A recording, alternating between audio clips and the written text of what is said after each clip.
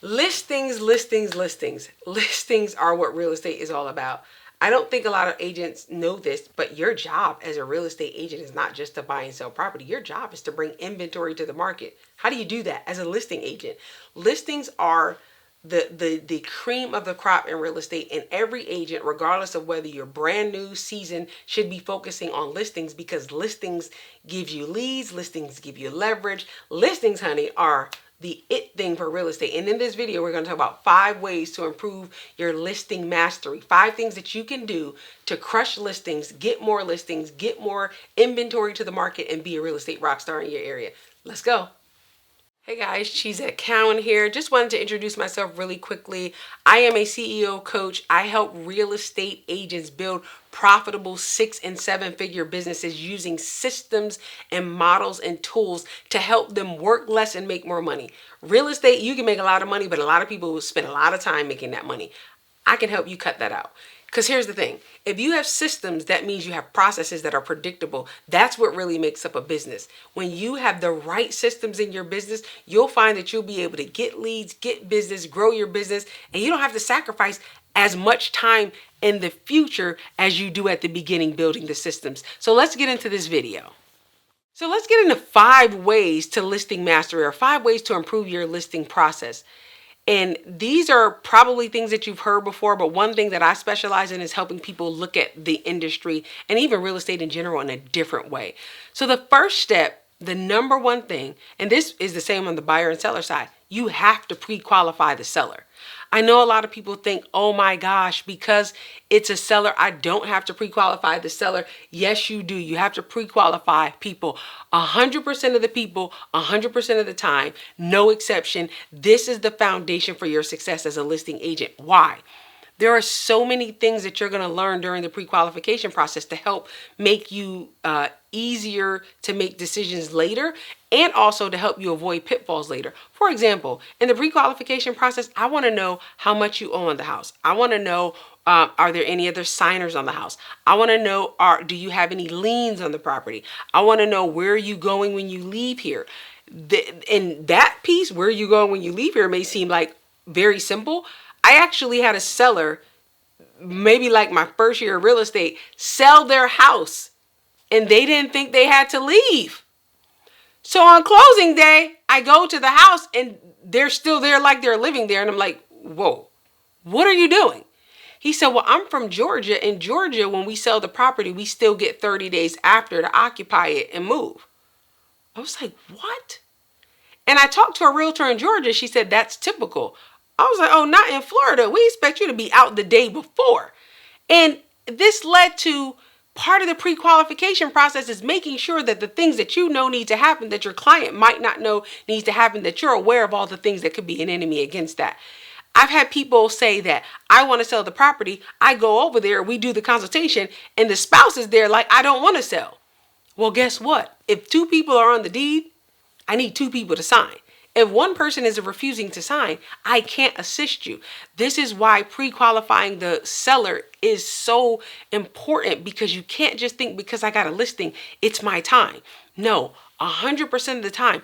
Are there anything going on with that seller, that property, that's going to cause you to have a challenge later, or that you need to prepare for later? So pre-qualification, hands down every time. The next thing is going to be, you're going to, after you pre-qualify them, and typically that's going to happen during the cold call, before the appointment, the pre-qualification should happen. Before you get in your car and drive anywhere, you should know that this is a viable seller and that I can work this deal. Before you go on that appointment, step 2 is you want to email or send a pre-listing packet. I didn't always do this, but I'm going to tell you why I've started doing it more recently. Because people have a lot of questions. People didn't used to have a lot of questions like they have now. People have a lot of questions now. Because they have a lot of questions, I want to give them as much information up front so that they can either give me their objections or questions before I come and I know what I'm walking into. Or if they are just like not happy with my commission, because I don't take listings for less than 6%, if they're not happy with my commission, that we can have that dialogue up front, that I can have my objection handlers ready. If they have a question about the seller net sheet and want to know why they have to pay 10 tax stamps or doc stamps or any fees that are associated with title, I need to know that up front, because I may have to call the title company and get some information before I give them the presentation. So I want to make sure that I'm sending this packet, because the packet gives them the ability to disagree in advance, and then I can call and make sure that they don't have any questions. So that's step 3. So step 2 is you're going to send them a pre-listing packet by email. I've seen companies like where they mail it out UPS overnight. Too much money. Not doing that. We're in a digital age. I'm going to send it to you digitally. I have a video that goes along with it. So that's my process. You can do it however you like, but either way, make sure they have information in advance. So step 3 is you are going to call to confirm that they got the packet and confirm the appointment. Don't skip this step. Because if you don't call to make sure they got the packet and confirm the appointment, they could have decided that based on what you sent them, they no longer want to work with you. Then you get to the house and you done spent 35 minutes in your car, driving to their property, preparing all your nerves, all this stuff, and they have already made a decision not to work with you. But also you can get in front of any objections at that time. Because when you call them and say, hey, this is Cheesette, just following up on the pre-listing packet that I sent you. I hope it was detailed enough for you. I want to make sure that you didn't have any questions. While I'm preparing for our appointment tomorrow, is there anything that I sent you that you have questions on that I probably can possibly answer in advance? No, Cheesette, we're good. We looked over everything. We do have a question about the commission. However, I noticed you said 6%. We have another realtor that we've been in conversation with. They've agreed to do it for 5%. So we just wanted to know if that's something you would entertain. Now, I don't even know. I wasn't even going to go in this direction, but let's have at it since we're here. I don't take listings at 5%, but I'm not going to discuss that over the phone, because this is a transaction that's hundreds of thousands of dollars. We're not going to discuss money over the phone. If I'm going to have a business conversation, I want it to be face to face. My response, which is an objection handler, is great. I'm glad you asked that. I do have some flexible options for commission, and I'll be happy to go over those with you when I get there. Is tomorrow at 2 still good? Yes, tomorrow at 2 is perfect. We're looking forward to it. Great. So I let them know that I hear what you're saying. I am ready to have a conversation about it. But in my mind, I already know what I'm going to say. Because my thing is 5% is a discount. So this realtor is discounting her commission. So she's showing you how she negotiates. She's showing you how she manages her money. She's a discounter. When I sell your house, do you want me to discount your house, or do you want to get all your money? Okay, so if my track record is that I don't take discounts, you have to believe that I'm negotiating for you in the same way. When it comes to negotiating on the highest financial transactional purchase of your life, do you want somebody that discounts, or do you want somebody that goes and gets the full offer price? I would think you want the full offer price. Great, then hire me, 6%, press here, sign hard, right? So that's an important part of the process. That's step 3. Step 4 is, for the love of God, get to the appointment 15 minutes early. Realtors are notorious for being late. And I know this is like ABC 1, 2, 3-ish, but it's really not. And when I say get to the appointment 15 minutes early, that may even include getting over that side of town 30 minutes early, because we can't control traffic, right? If I get in my car, I've driven places and there's an accident on the road and it's like, oh my God, I'm going to be late. So what I have mastered doing, and it's just something that I do, and remember, this is about mastering the seller process. This is not about just going to get one or two listing. This is about creating a system where the things that I'm talking to you in these 5 steps happen every seller, every time, no exception. So if I had an appointment yesterday at 12 o'clock. From 10 to 12, I had on my time, on my calendar, lead generation, lead follow-up, just admin tasks. I left at 8 o'clock because it was 45 minutes away. I didn't wait till 11 to get on the road and go to her house. I left at 8 o'clock. At 8:45, I was at a Starbucks around the corner from her house. I worked in the Starbucks from 8:45 till about 11:15, 11:30, and then I started to her house. Make that a practice for you. It does a lot of things. It gets you out of the office. I met 2 people in Starbucks. I use that as kind of an additional form of community outreach and reaching out, lead generation, if you will. But it also puts me in a position where I don't ever have to worry about things happening out of my control that could cause me to be late for that appointment. You want, if they look out their door 5 minutes before the appointment, that you're outside. because they can wave you in and say, hey, Cheesette, come on in. But now, because you have pre-qualified them well, you have sent them a pre-listing packet, you have followed up with them, and then you're there 15 minutes early, what they're seeing from you is that this is a professional. This is a person that I can't ask them to discount their fee because this person really does this as a business. And that's all this has ever been about. Because if they see this level of professionalism from you up front, then they won't choose another realtor that says, yeah, I'll take it at 5%, because they're going to see that person as not a professional. Because the person that said, I'll take 5% didn't send them a pre-listing packet. The person that said, I'll take 5% didn't call to confirm the appointment and ask if they had any questions, didn't send a seller net sheet, didn't send a CMA, all those things that we're training the people in our membership to do, right? Okay, the last and final step, and again, this is one of those things where it's like, use a listing script. Use a listing script. This is a presentation. We're not going in here flexing. A lot of realtors see this thing where I don't like scripts. They don't feel natural. Nothing feels natural if you've only done it once. Don't get a listing script and only do it once.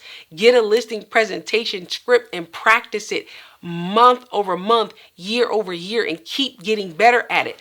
I do the same appointment. Right now, I want to say I'm close to about 550 seller presentations that I have been on. I've been saying the same thing 550 times. I can say it backwards, forwards, sideways, up, down, right, left. You can go left and I can turn around and bring us back right because I know this stuff inside and out. And I'm going to share this with you, a little bit of a bonus. Write this down. You're going to want to take out a piece of paper and a pen and write this down. Scripting is necessary for mastery. If you don't want to master your business, don't worry about scripts. If you want to become a master, and money follows mastery, you're going to make more money when you master this thing. Money follows mastery. If you want to master it, you're going to have scripts. And here's why.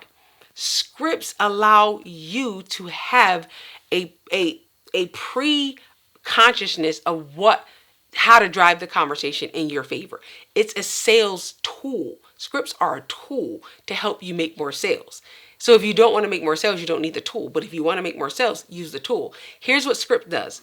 You don't know what this person is going to say to you. Scripting gives you a outline. So whatever they say, you know how to get them back into the outline. When you ever get tripped up on appointments because you didn't anticipate what they were going to say, but if you deliver the same script enough to enough people, you would be able to anticipate any way anybody would go in this conversation and know how to recover from it and know how to get them back on. So here's what I want you to write down. Scripts are you have to implement scripts in 4 ways. The first thing you have to do is memorize the script. Don't interpret it. Don't say it doesn't sound like me. Of course it doesn't sound like you. The first thing you're going to do is memorize it, right? The first thing you're going to do is memorize it. Don't change it. The second thing you're going to do is internalize it. Spend so much time with it that it's on the inside of you. And you can just start to say it different ways. And then the third thing is that's when you customize it. That's when you start changing parts of it to fit your personality. But you have to memorize it first and you have to internalize it second. And internalization usually only happens when you're using it. So this is what I'm talking about. When we're building mastery, we're time on task over time. We're playing sports. We're doing drills. We're getting to mastery. The last thing is only then can you capitalize off of it. What happens with people, they want to capitalize off of it up front. Well, you don't capitalize off anything you haven't mastered. So we got to memorize it, internalize it, customize it. Only then can we capitalize off of it. And here's what scripts are going to do for your business. I didn't know Tom Hanks was a comedian. And did I talk to you about that before? Tom Hanks was a comedian. I didn't know that. But when I started looking back in his old files, Big, the movie Big, was actually a comedy. But he was a stand-up comedian at some point as well. He said, I didn't want to go on stage and not know what I needed to say. I wanted to be scripting. And scripting is a form of communication. People that can communicate make more money, right? So He said, I want to work in the acting field so that I can have scripts. I can be funny in within the scripts. He knew that he could take the scripts, because that's what acting is. They take the scripts and then they make it their own. They memorize the script first. Nobody's going to go to a producer and say, I don't like the script, I'm going to change it. No, they're going to work the script, and then after working the script, cut after cut after cut after cut, they're going to internalize it. Then they're going to start to customize it, and it's going to be like, boom, they hit that line of gold. But Wayne Brady is the king of improv. Wayne Brady's worth about 8 or 9 million. Tom Hanks is worth about 40, 50 million. So scripting is automatically a tool that's going to increase your net worth, because it's going to increase your mastery. So this is the most important part of working the listing side of your business, is mastering the scripts that it takes to convert. So this video is just about mastering the sales side of your business where listings are concerned, because that's going to be the thing that moves your business forward, helps you make more money in less time. Thank you for tuning into this video. I'm so excited that you are going to take what's here, apply it to your business, create systems around it to go out and crush the listing side of your business. Remember, listings provide leads, listing provides leverage. I hope you have a seller system in your business that helps you convert leads, that helps you win listings. And if you don't, have you heard about our CEO of Real Estate Membership? We are helping people build the business processes to help them get to 6 and 7 figures quickly. We don't want you to work hard. We want to help you work in a focused way so that you can start to build momentum and mastery, and then you can get to your millions. So if you have not connected with me or our CEO community, there's a link in the bio. Become a part of this membership. We have a 1-year curriculum to help you grow your business 6 figures and beyond without having to work more. It's about working smarter, not harder. Real estate is already hard enough. It makes it a lot easier when you can follow simple, tried and true processes that get results. Our clients are getting results. We'd love to have you partner with us. Click the link in the bio.